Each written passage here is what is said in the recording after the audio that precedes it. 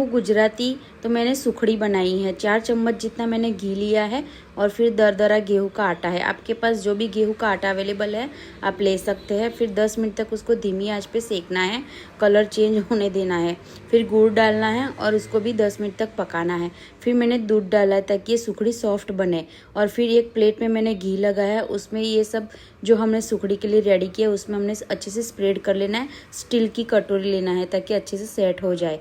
और फिर 10 मिनट तक मैंने उसको ठंडा होने दिया है और फिर हम उसके छोटे छोटे पीसेस करेंगे। हमारी सुखड़ी बनके रेडी है। आप भी अपने घर पे बनाए, खाए और ट्राई करना और मुझे कमेंट ज़रूर करना कि आपको ये रेसिपी कैसी लगी। मिलते हैं नेक्स्ट वीडियो में।